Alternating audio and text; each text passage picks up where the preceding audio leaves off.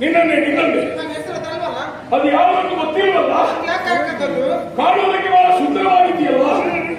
ಬರೇ ಸುಂದರಿ ಎಂದರೆ ಅಲ್ಪವಾದಿ ಇದು. ಲೋಕದಲ್ಲಿ ಸಾವಿರಾರು ಮಂದಿ ಸುಂದರ ಸ್ತ್ರೀಯರಿರಬಹುದು. ಅವರೆಲ್ಲರಿಗೂ ನೀನು ಅದ್ವಿತೀಯರು. ಹಾಗಾಗಿ ನಿನ್ನ ಪರಮ ಸುಂದರಿ ಕರೆದೆ. ಹೆಸರಿಲ್ಲವ ಅಡ್ಡಿಲ್ವಾ? ನಾ ಇದ್ದದ್ದು ಹೆಸರು ಅಡ್ಡಿಲ್ಲಲ್ಲ. ಸಂತೋಷವಾಗಿ ಸ್ವೀಕರಿಸಿದೆ ಅಂತಾಯ್ತು. ಓ ಬಂದಾಗ ಮನೆ, ಓ ಆಗಾರವಾಗಿಡಿ, ಓ ಸುಖವಾಗಿ ಕೈಯಾಡಿ. ಅಯ್ಯೋ ಎಷ್ಟೇ ಅದಕ್ಕೂ ಸರ್ಕಾರಕ್ಕೆ ಅಂದಗಾತಿಯಾದಂತಹ ನಿನ್ನ ಸೌಂದರ್ಯವನ್ನು ಕಂಡಾಗ ಮಾತಾಡಿಸಬೇಕೆಂಬ ಆಸೆ ಆಯಿತು. ನನಗೊಂದು ಅಭ್ಯಾಸ. ನಾನೇನು ಹೋಗುವಾಗ ಹದಿಹರೆಯದ ಪ್ರಾಯದ ಹೆಣ್ಣು ಸಿಕ್ಕಿದರೆ ಮಾತಾಡಿಸೇ ಇದ್ದು ಹೋಗುವರೆ. ಯಾಕೆ ತರುಣಿಯರು ಯಾವಾಗಲೂ ಬರೇ ಅವ್ರು ಒಂಟಿಯಾಗಿ ಬರ್ತಾರಂತಾದ್ರೆ ಏನಾದರೂ ಸಮಸ್ಯೆ, ಕಷ್ಟ, ತಾಪತ್ರ ಇರ್ಬೋದು. ಅದಕ್ಕೆ ಹಲವು ಬಾರಿ ಒದಗಿದ ನಿದರ್ಶನ ಇದೆ. ಓ ಚಲವೇ, ಹಾಗಾಗಿ ಕೇಳ್ತಾ ನೀನು ಯಾರು, ನಿನ್ನ ಹೆಸರೇ, ನಿನ್ನ ಊರು ಯಾವುದು, ಅನ್ನಂತ ತಾಯಿಯ ಮಾತಿರಿದ್ದಾರೆ. ನಿನ್ನ ತಾಯಿ ಕಮ್ಮಿ ಹೇಳಿ ಲೋಕದ ಎಲ್ಲ ಹೆಂಗಸು ಮಾಡಿದ್ದಾರೆ. ಹುಟ್ಟುವ ಮಗು ರತಿ ಆಗಿರಬೇಕು, ಹುಟ್ಟುವ ಮಗ ಬಲವಂತರ ಆಗಿರಬೇಕು ಎನ್ನುವ ಹಾಗೆ ಆಶಿಸ್ತಾರೆ. ಆದ್ರೆ ಹುಟ್ಟುವ ಮಕ್ಕಳು ಹಾಗಿರಲಿಲ್ಲ. ನಿನ್ನನ್ನು ಹಾಗಲ್ಲ. ಹಣದ ತಾಯಿ ಭಾವನೆ ಕಮ್ಮಿ ಎನ್ನುವ ಸಂದೇಹವೇ ಇಲ್ಲ. ಅಂತಹ ಭಾವನೆಗೆ ಬಂದಿನ ತಾಯಿಯ ಜನ್ಮ ಕೊಟ್ಟ ನಿನ್ನ ಪುಟಲ ಆ ಮಾತಾಡಿದ ಹೆಸರೇ. ಹುಟ್ಟಿದಂತ ಊರು ಯಾವುದು, ಬರ್ತಾ ಇದ್ದದ್ದು ಎಲ್ಲಿಂದ, ಹೋಗ್ತಾ ಇರೋದು ಎಲ್ಲಿಗೆ ಹೇಳ್ಬೋದಾ? ಹಾವಾಡಿಗೆ ಹೇಳಿದ್ಯೋ? ಹಾವಾಡಿಗೆ ಬಂದಿದ್ಯಾ? ಬಂದಿದ್ಯಾ?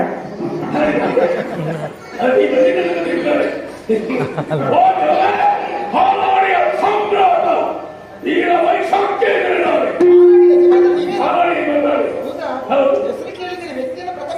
ನೋಡಿದಿಲ್ಲ. ಸಂತೋಷ ಆಯ್ತು. ಅಲ್ಲ ಮಾತಾಡ್ಲಿಕ್ಕೆ ಅಡ್ಡಿಲ್ಲ. ಹಾಗಾದ್ರೂ ಪರಿಚಯಿಸುವ ನೋಡಬೇಕು.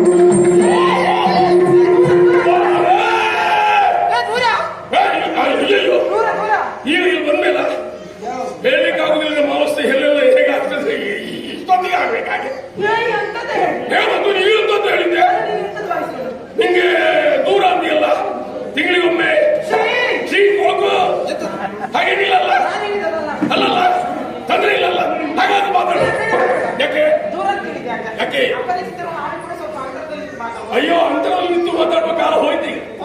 ಹೌದಾ? ಹೌದಾ? ಅಡ್ಡಿಲ್ಲ ಅಡ್ಡಿಲ್ಲ. ನಿಮ್ಗೆ ಇಷ್ಟು ದೂರ ಅಡ್ಡಿಲ್ಲ. ಸಾಕ? ಸರಿ ಸರಿ. ಹೌದು, ಇದು ಹೇಮಾವತಿ. ಏನಾಯ್ತು ಹೇಮಾವತಿ? ಯಾರು ಹಾಳು ಅಲ್ಲಿ ಅವರ ಮನೆಗೆ ಮಧ್ಯಾಹ್ನ ಬೇಕಿದ್ದು ಹೋಗಿ ಅವ್ರ ಕೈಗೆ ಪುಸ್ತಕ ಬರೀ. ನನಗೆ ಒಂದು ಸುದ್ದಿ ಯಾಕೆ? ನಾನು ಕೇಳಿದ್ದು ನಿನ್ನ ಪರೀಕ್ಷೆ, ನನಗೆ ಬೇಕಾದ್ದು ನಿನ್ನ ಪರೀಕ್ಷೆ. ಯಾವ ರಾಜಾದಿತ್ಯ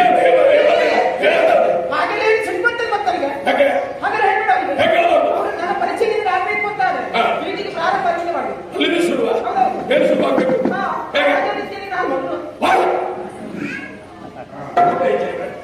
ಹಾಗಾದ್ರೆ ಕೆಲಸ ಮಾಡಿ, 1,200,000 ರೂಪಾಯಿಗೆ ಇನ್ನು ಸೇರಿಸಿ ಹೇಳು. ಕೇಳೋ ತಾವೈಗೆ. ಹೌದಾ?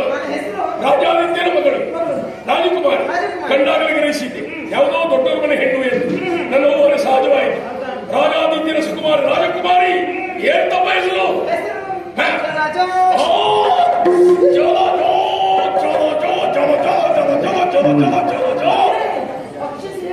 ಅದೇ ಅದೇ ಸೇರಿಸುವ ಅಕ್ಷಿಯನ್ನು ಕಂಡರು. ಜಲಜ ಜಲಜಾಕ್ಷಿ ಕೊಳದಲ್ಲಿರುವಂತಹ ತಾವರೆ ಹಾಗೆ ನಿನ್ನ ಕಣ್ಣು. ತಾವರಾಕ್ಷಿ, ಜಲಜಾಕ್ಷಿ, ವಿಶಾಲಾಕ್ಷಿ, ಮೀನಾಕ್ಷಿ, ಪದ್ಮಾಕ್ಷಿ, ಸಾಕ್ಷಿ ಆಕ್ಷಿ. ಎಂತ ಆಕ್ಷಿವಾರೈತಿ ನಿಜವಾಗಿ. ನಿನ್ನ ಕಣ್ಣು ಕಂಡಾಗಲೇ ಔಷಧರಿಗೆ ಹೆಸರಿರುವಂತಹ ಪೌರತ್ವ ಹಾಗೆ ಇದ್ರು.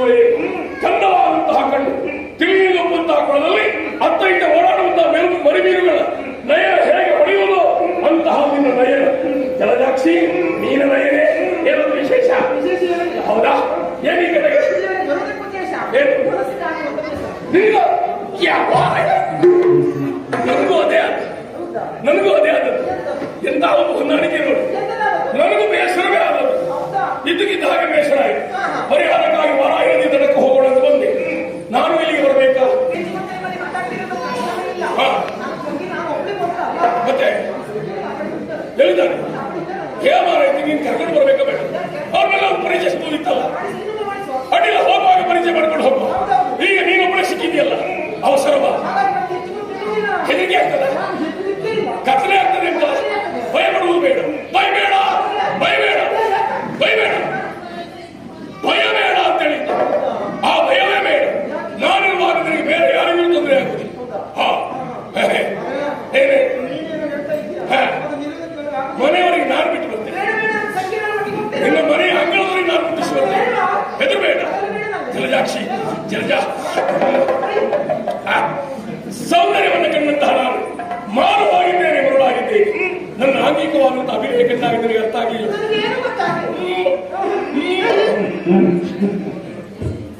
ಗೊತ್ತಾಗಲಿಲ್ಲ, ಇದು ಗೊತ್ತಾಗಲಿಲ್ಲ, ಇನ್ನೂ ಗೊತ್ತಾಗಲಿಲ್ಲ.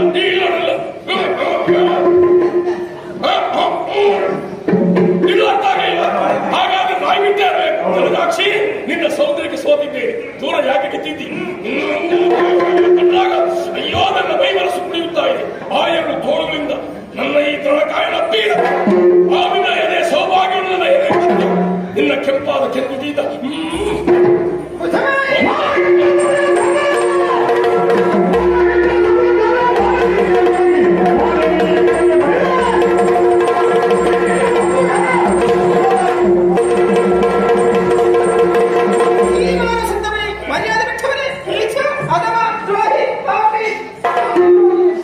ಸುಮ್ಮನೆ ಯಾಕೆ ನೆಲ ಮೇಲೆ ಮುಖ ಹಾಳು ಮಾಡ್ತೀವಿ?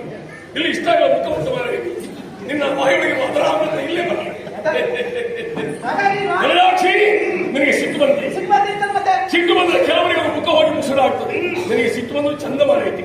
ಸಿಟ್ಟು ಬಂದ್ರು ಚಂದ, ನಗಾಡುವುದು ಚಂದ, ಮಾತಾಡುವುದು ಚಂದ, ನೋಡಿದ್ರು ಚಂದ, ಕುತ್ಕೊಳ್ಳೋದು ಚಂದ, ಕುಡಿಯೋದು ಚಂದ, ಓಡಿದ್ರು ಚಂದ, ಚಂದ ಚಂದ.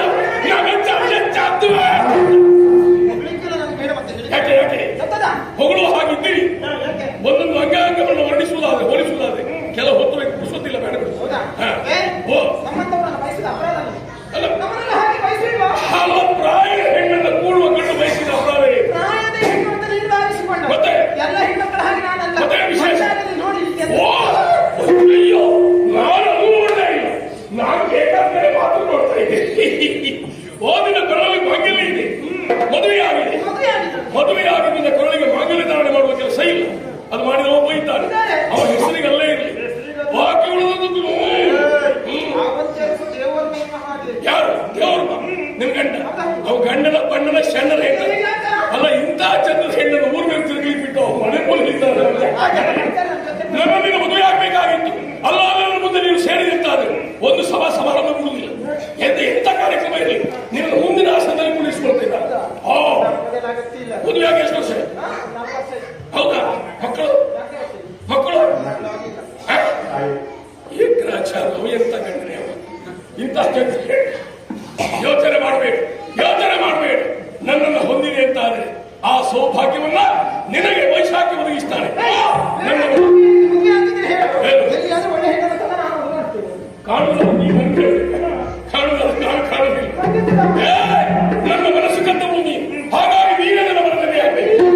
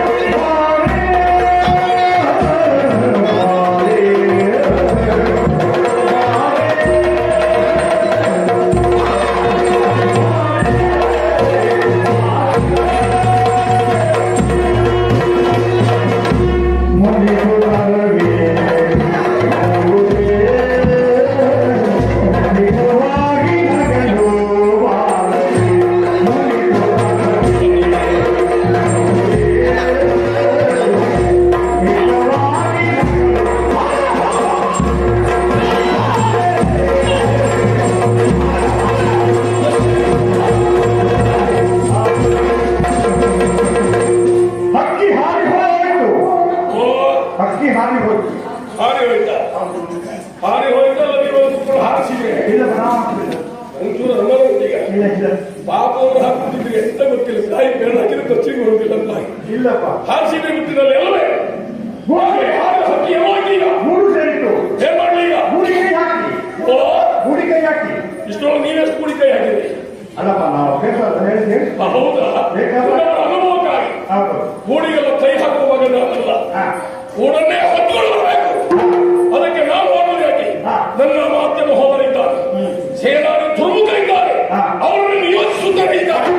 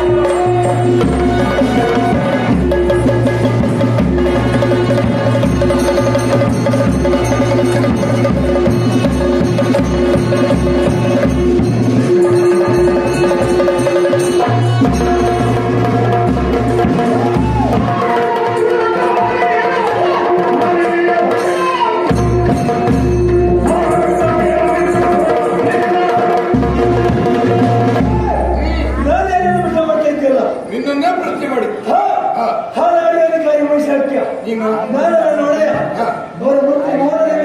ಈ ಕಡೆಗೆ ಬಂದಿದ್ದೆ ಯಾಕೆ?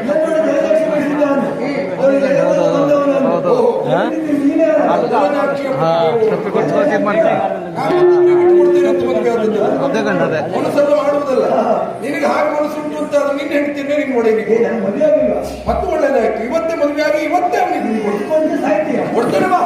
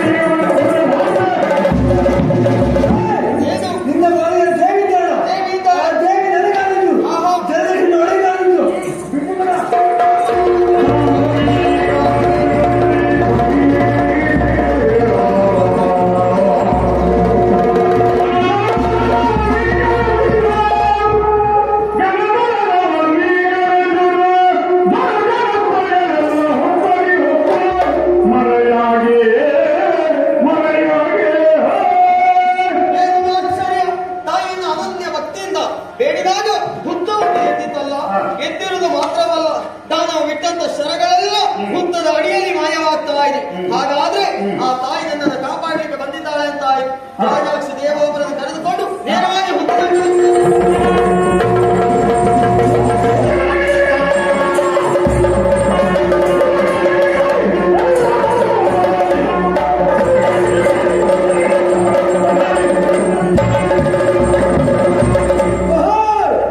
ಏನಾಗಿ ಹೋಯ್ತಲ್ಲ, ಬಡ ಸುದೆಯನ್ನು ಹಾಕಿದ್ದೀಯಪ್ಪ, ಹುತ್ತ ನೋಡಿಕೊಂಡಿದ್ದಾರೆ.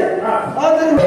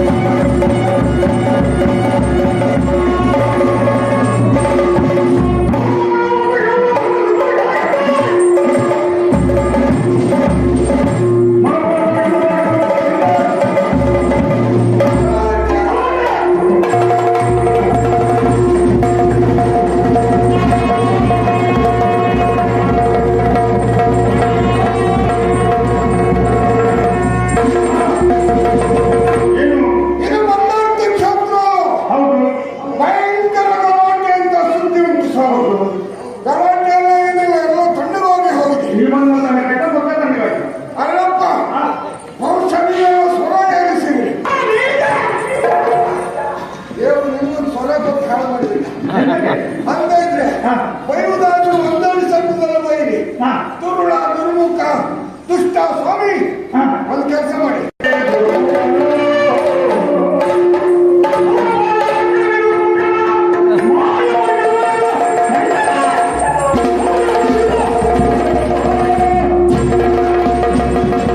ಹಾಗಾದ್ರೆ ಮಂದಾರ್ಥಲ್ಲಿ ಚಾಲಾಕ್ಷನ್ನು ಹುಡುಕಬೇಕು. ಹಾ. ಮೊದಲು ಮಂದಾರ್ಥಲ್ಲಿದ್ದವರಿಗೆ ಬುದ್ಧಿ ಕಲಿಸಬೇಕು ಅಂತ ಅವ್ರು. ಹಾ. ನಾವು ಕಲ್ತದ್ದು ಒಂದೆರಡು ವಿದ್ಯೆ ಅಲ್ಲ ಸ್ವಾಮಿ, ಹೌದು.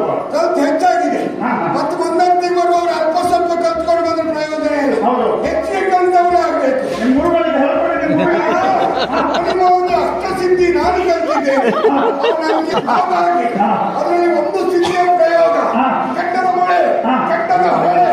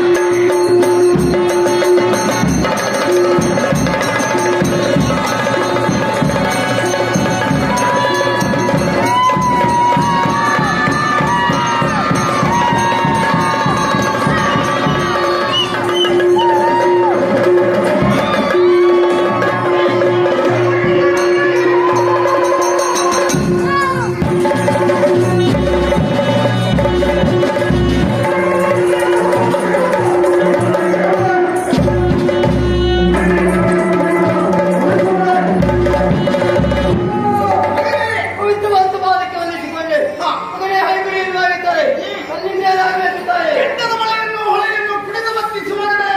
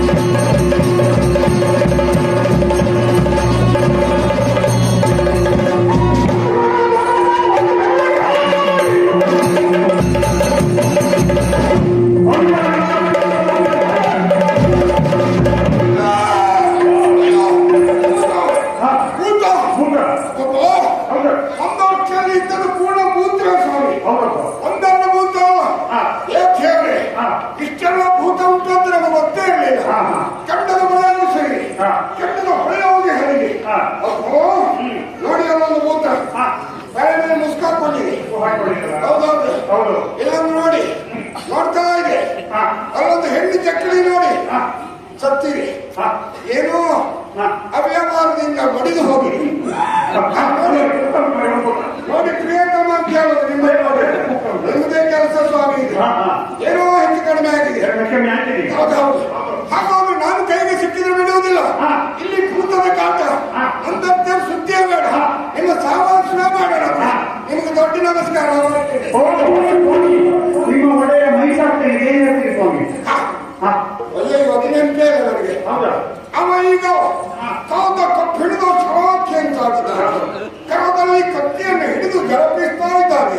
ನಾನೀಗ ಜಲದಾಕ್ಷಿಯನ್ನು ಕರ್ಕೊಂಡು ಹೋಗಲಿಲ್ಲ ಅಂತಾದ್ರೆ ನನ್ನನ್ನು ಕಡಿದು 3 ತುಂಡು ಮಾಡಿ ಹಾಲಾಡಿ ಹೊಳೆಗೆ ಹಾಕ್ತಾನೆ. ನೀರಿಗೊಂದು ಹಾರ ಹಾಕ್ತೇವೆ ನಾವು. ಹೊರ ಹೋದ್ರೆ ಅವ ಬಿಡುವುದಿಲ್ಲ, ಇಲ್ಲಿದ್ರೆ ಭೂತ ಬಿಡುವುದಿಲ್ಲ. ಆದ್ರೂ ಒಂದು ಸ್ವಾಮಿ ಹಾಲಾಡಿ ಅವರು ಶಿಸ್ತೆ ಅವರ ಯಜಮಾನಿ ಕೇಳಿ ಒಬ್ಬರೇ ಅವರು ನಿರಪರಾಧಿಗಳಿಲ್ಲ. ಅಪರಾಧ ಇದ್ದವ್ರು ಯಾರೂ ಮಾಡುವುದಿಲ್ಲ. ನಿಮ್ಮ ಮಂದಾರ್ತಿಯವರು ಹಾಗೆ ಹೆದರಿಕೆ ಅಂತಿದ್ದವರಲ್ಲ.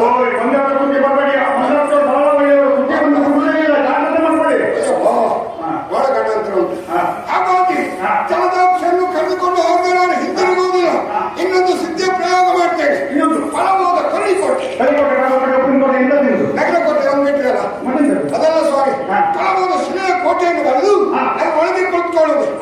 ಒಂದು ಕಿಂಡಿ ತೋರಿಸಿ ಅದನ್ನು ಮಂಡ್ಯ ಹೋಗಿದ್ದೆ. ಜಲದಾಕ್ಷನ್ನು ಹುಡುಕಿ ಒಡೆಯರಿಗೆ ಒಪ್ಪಿಸ್ತೇನೆ. ಶಿಲೆಯ ಕೋಟೆ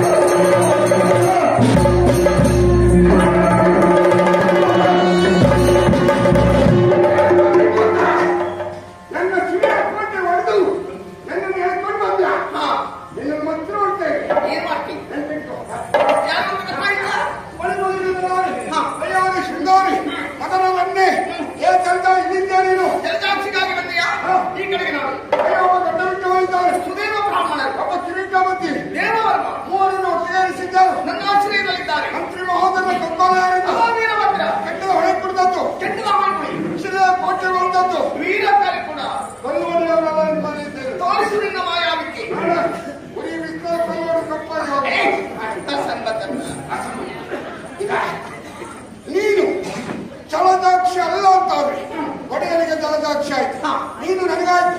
ಆರಾಮಾಗಿ ಕಲ್ಯಾಣ ಮಂಟಪಕ್ಕೆ ಹೋಗಿ ಮದುವೆ ಆಗುವ. ಮಂಟಪಕ್ಕೆ ಬಂದ ಮೇಲೆ ಮತ್ತೆ ಜೀವ ಸಹಿತವಾಗಿ ಹಿಂದಕ್ಕೆ ಹೋಗುವುದಕ್ಕೆ ಸಾಧ್ಯವೇನು?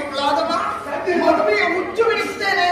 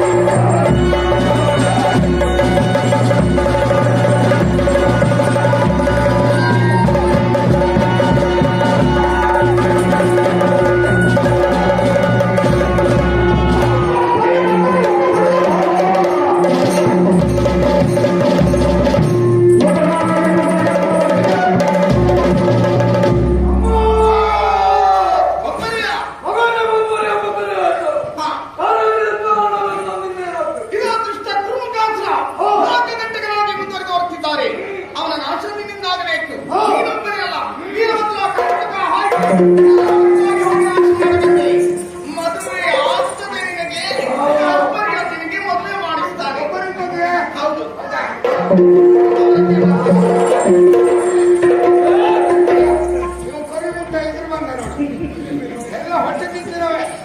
ಎಲ್ಲಾದ್ರೂ ಸ್ವಲ್ಪ ನೋಡುವ ಹಿಂದೆ ಬದಿಗಾದ್ರು ಅಂತ ಹೇಳಿದ್ರು ಬಿಡುವುದಿಲ್ಲ. ಎಲ್ಲ ನಮಗೆ ಉಪದ್ರಕಾರಿಗಳೇ. ಯಾರೋ ನೀನು ವೀರಭದ್ರ. ಏ ಪತ್ರ ನಿನ್ನ ತಲೆ ಇವತ್ತು ಚಿತ್ರ ತಲೆ ಕೆಳಗಾಗಿ ಹೋಗಿದೆಯಲ್ಲ ಯಾರ ನಿಂದ ಬರುವಾಗ ಇಲ್ಲ ನೀನ್ಯಾರ ಹಾಯ್ಕೊಳ್ಳಿ. ಕಾವಾಯ್ ಕೂಡಿ ಒಂದಕ್ಷರ ಕೆಂಡದ ಮಳೆ ಕೆಂಡದ ಹೊಳೆ ಕುಡಿದಂತೆ ಯಾರು ನಾನೇ.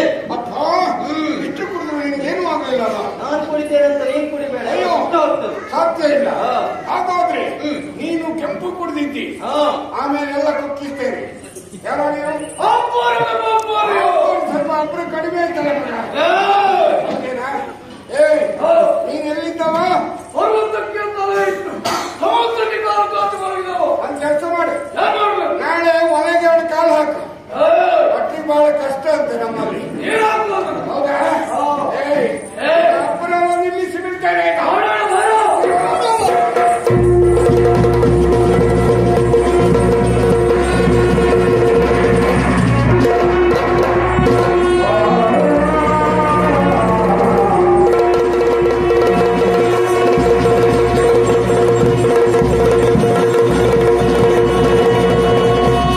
ಸೇವಾರ್ಥಿಗಳು ಬನ್ನಿ, ಈಗ ಸೇವಾರ್ಥಿಗಳು ಪ್ರಸಾದ ಬರೀತಾರೆ ಬನ್ನಿ. ಸೇವಾರ್ಥಿಗಳು ಎಲ್ಲ ಸ್ಥಳಕ್ಕೆ ಬನ್ನಿ.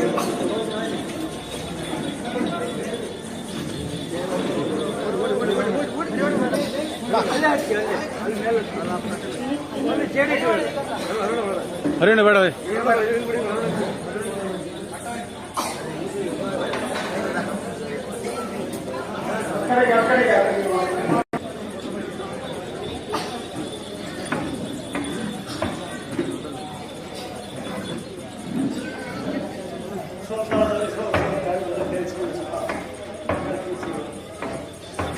ಆ ಸಮಸ್ಯೆ ಅಮ್ಮನಂದು ಅನುಗ್ರಹದಿಂದ ಎದುರಾಗಿ ಶಾಂತಿ ಸಿಕ್ಕಿದೆ, ನೆಮ್ಮದಿ ಸಿಕ್ಕಿದೆ, ಶಕ್ತಿ ಮೇಲೆ ಭಕ್ತಿಯಿಂದ ಕೊಟ್ಟ ಸೇವೆ ಇದು. ಅಮ್ಮನಿಗೆ ಸಮುದಾಯ ಆಗಿದೆ, ಅಮ್ಮನಿಗೆ ಸಂತೋಷ ಆಗಿದೆ. ಅವರಿಗೆ ನೆಮ್ಮದಿ ಆದ್ಮೇಲೆ ಸಂತೋಷ ಆದ್ಮೇಲೆ ಎಲ್ಲರ ಗಣಿತಕ್ಕೆ ಸಂತೋಷ ಆಗಿದೆ. ಆವಾಗ ಸಾನ್ನಿಧ್ಯಕ್ಕೆ ಬರ್ತಾರೆ. ನಿಮ್ಮಿಂದಾದ ಸೇವೆಯನ್ನು ನಮಗೆ ಅರ್ಪಿಸಿ ಈ ಸಂಸಾರಕ್ಕೆ ಆಯುಷ್ಯ ಆರೋಗ್ಯ ಸೌಭಾಗ್ಯ ಮಾಡುವಂತಹ ಪ್ರತಿಯೊಂದು ವ್ಯವಹಾರದಲ್ಲಿ ಇನ್ನು ಹೆಚ್ಚಿನ ಕೀರ್ತಿ ಯಶಸ್ವಿಗಾಗಿ ಅಮ್ಮನನ್ನು ಬನ್ನಿ, ಎಲ್ಲ ಬನ್ನಿ. ಈಗ ಹಾ ಬನ್ನಿ.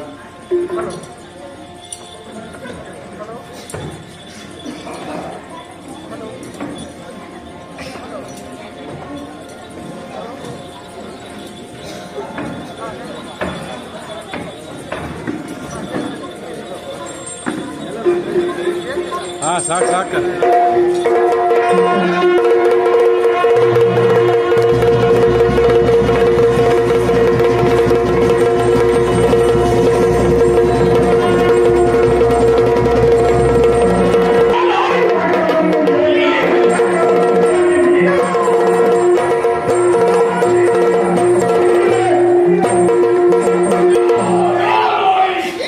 ಅಷ್ಟ ಕರಗಳು ಅಷ್ಟ ಆಯುಧ ಹೆಸರಿನಲ್ಲಿ ದಾನವರನ್ನೆಲ್ಲ ಸಂಹರಿಸುತ್ತಾ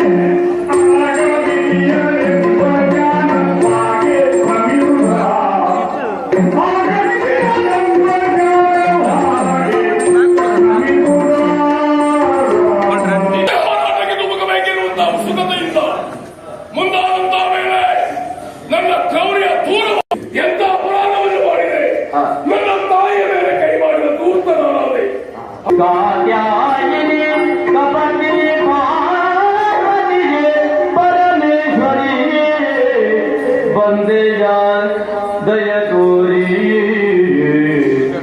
ಕೇಳು ಶಾಂಭವಿ ವೀಣ ಕುಲದಲ್ಲಿ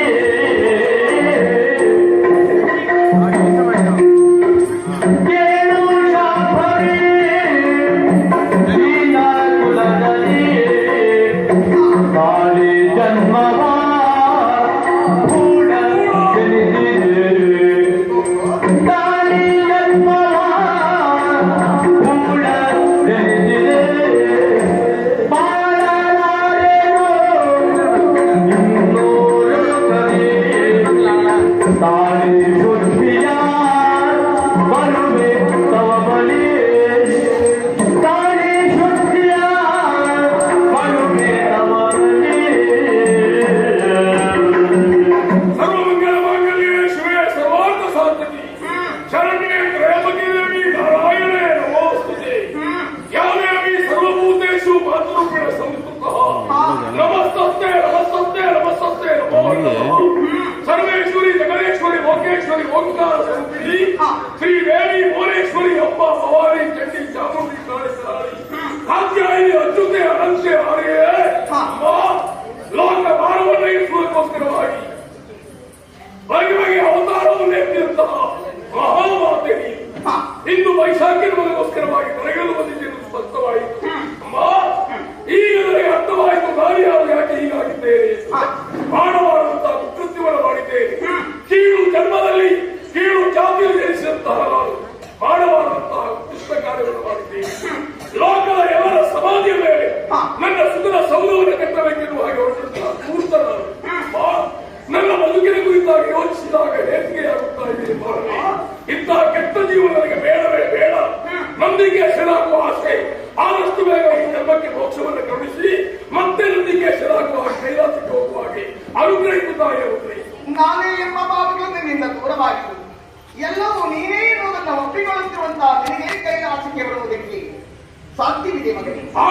ಆದರೊಂದು ಮಾತು, ಈ ಲೋಕದಲ್ಲಿ ಹುಟ್ಟಿ ಬಂದಂತಹ ಪ್ರತಿಯೊಂದು ಜೀವಿಗಳು ನನ್ನನ್ನಪ್ಪುವ ಕಾಲದಲ್ಲಿ ಜೀವಿತಾವಧಿಯ ಯಾವುದೇ ಆಶೆ ಆಕಾಂಕ್ಷೆಗಳನ್ನು ಇರಿಸಿಕೊಂಡು ಸಾಯಬಾರದು ಮಗನೇ. ಹಾಗೆ ಸತ್ತರು ಅದಂತಾದರೆ ಆಶೆ ಎನ್ನುವುದು ಕರ್ಮಶೇಷವಾಗಿ ಉಳಿದು ಅದು ಮರುಹುಟ್ಟಿಗೆ ಕಾರಣವಾಗಿದೆ. ನಂತರವೂ ಹಾಗಾಗಕೂಡದು. ನಿನ್ನ ಬದುಕಿಗೆ ಕೈಲಾಸದ ಬದುಕು ಶಾಶ್ವತ.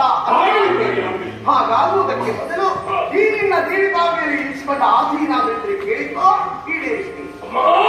ಮಾತೆ ಕರುಣಿ ಪುದನ್ನ ಜನ್ಮದ ಮಾತೆ ಕರುಣಿ ಪುದನ್ನ ಜನ್ಮದ ಜಾತಿ ಗೀತೆ ಮಾತಿನಲ್ಲಿ ಜನಭ್ರಾತ ಪೂಜಿತೆ ಇಷ್ಟ ಫಲಿಸುವ ಭೂತ ಎನ್ನಿತು ಜಗದಲ್ಲಿ ದೇವಿಯನ್ನಯ ಬಳಿಯ ಕೆಂಡದ ಸೇವೆ ಮೊದಲೇ ಬಳಿಗಳಿಯ ಸೇವೆನಡೆ ಬಂದಾಗಲೇ ದೇವಿನ ಗುಣ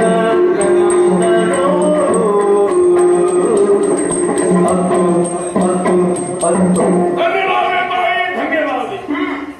ಕೊನೆಯ ಈ ಘಳಿಗೆ ಮೈಸಾಗಿ ಮತ್ತೆ ನಂದಿಕೇಶರಾಗುವಂತಹ ಸಂಕ್ರಮಣದ ಪರ್ವಕಾಲ.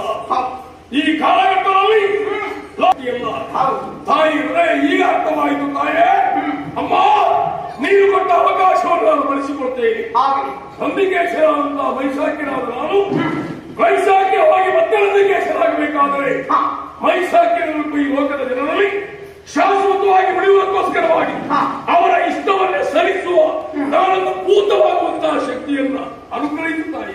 ಆಗಲಿ ಮಗನೇ. ಅವರ ಅಭಿಲಾಷೆ ಎಲ್ಲ ಅನುಗ್ರಹದಾಗಿಯಾದಂತಹ ತಾವು ನೆರವೇರಿಸಿಕೊಳ್ಳಬೇಕೆಂದು ಹೇಳುವುದರೊಂದಿಗೆ ಮೈಸಾಕ್ಯನಾದವರನ್ನ ಮನೆಗಾಗಿ ತರಗಿಳಿದು ಬಂದಂತಹ ಈ ದಿವಸ ತುಂಬಾ ಸಂಕ್ರಮಣ. ಮಂದರಕ್ಕೆ ಇರುವಂತಹ ಪುಣ್ಯಕ್ಷೇತ್ರಕ್ಕೆ ನೀವು ಒಂದು ಪಾದಸ್ಪರ್ಶ ಮಾಡಿದ್ದಿ. ಇಲ್ಲೇ ನೆಲೆಯಾಗುತ್ತಿರುವುದು ಸ್ಪಷ್ಟವಾಯಿತು. ಅಮ್ಮ, ನೀವು ನೆಲೆಯಾದ ಮೇಲೆ ಮಂದರತಿ ದುರ್ಗಾಪರಮೇಶ್ವರಿ ಎನ್ನುವಂತಹ ಹೆಸರು ಲೋಕದ ಮೂಲಗಳಿಗೂ ಹರಡುವ ಹಾಗಾಗಲಿ, ಪಾವನ ಕ್ಷೇತ್ರವಾಗಲಿ, ಕಣ್ಯ ಪುಣ್ಯತಾಮವಾಗಲಿ. ಅಂತಹ ಸಂದರ್ಭದಲ್ಲಿ ಕೇವಲ ನೀರು ಮಾತ್ರ ಅಲ್ಲ, ತಾನವರ ಮನೆಗೋಸ್ಕರವಾಗಿ ನಿನ್ನೊಂದಿಗೆ ಬಂದಂತಹ ಪರಿವಾರಗಳೆಲ್ಲೂ ಇಲ್ಲಿ ನೆಲೆಯಾಗಲಿ ತಾಯಿ, ನೆಲೆಯಾಗಲಿ. ಆಮೇಲೆ ನನ್ನ ಮನೆಯಾದಂತಹ ಕುಂಭ ಸಂಕ್ರಮಣ ಈ ದಿವಸದಿಂದ 3 ದಿವಸದ ಜಾತ್ರೆ ಸಂಪನ್ನಗೊಳ್ಳುವ ಹಾಗಾಗಲಿ. ಮೊದಲನೇ ದಿವಸ ಕೆಂಡ ಸೇವೆಯ ದಿವಸ ನಾನೇ ಅವರಿವ ಕೆಂಡವಾಗಿರುತ್ತೇನೆ ತಾಯಿ, ಕೆಂಡವಾಗಿರುತ್ತೇನೆ. ಕಾರಣ ಲೋಕದ ಅದೆಷ್ಟೋ ಹಿಂಗಳೆಯ ಸೆರಗನ್ನು ಎಳೆದಿದ್ದೇನೆ, ಮಾನವನ ಕಳೆದಕ್ಕೆ ಮುಂದಾಗಿದ್ದೇನೆ. ಅವರಿಂದ ನನಗೆ ಪ್ರಾಯಶ್ಚಿತ್ತವಾಗಬೇಕು ಎಂದರೆ ಕೆಂಡವಾಗಿ ಉರಿಯುತ್ತಿರುವಂತಹ ನನ್ನನ್ನ ಹರಿಕೆ ಹೊತ್ತು ಬಂದಂತಹ ಮಾನವೀಯರು ಆ ಕೆಂಡವಾದ ನನ್ನ ತುಳಿದು ಆ ಮುಖೇನವಾಗಿ ಅವರಿಂದ ನಾನು ಪ್ರಾಯಶ್ಚಿತ್ತವನ್ನು ಅನುಭವಿಸುತ್ತೇನೆ. ಆಮೇಲೆ ನಡೆಯುವ 2 ದಿವಸದ ಜಾತ್ರೆ ತಮಗಾಗಿ ಸಂಪನ್ನಗೊಳ್ಳುವ ಹಾಗಾಗಲಿ. ಇದೇ ನನ್ನ ಪ್ರಿಯ.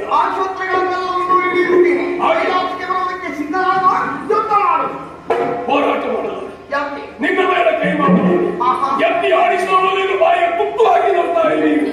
ಎತ್ತಿ ಆಡಿಸಿದ ಮೇಲೆ ಕತ್ತಿ ಎತ್ತುವುದಕ್ಕೆ ಯಾವತ್ತೂ ಬಳಸುತ್ತಿದ್ದೀವಿ.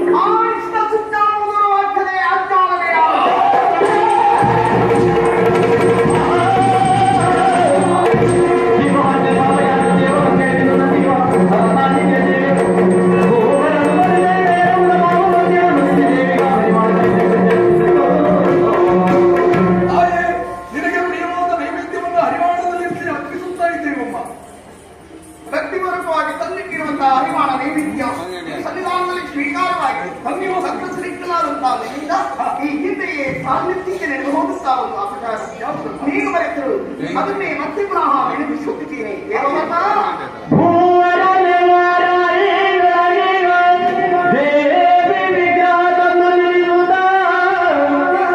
ದೇವ ಮಂದಿರ ರಚಿಸು ಸತ್ಸಂತಾನ ನಿನಗಬಹುದು. ದೇವ ಮಂದಿರ ರಚಿಸು ಸತ್ಸಂತಾನ ನಿನಗಬಹುದು.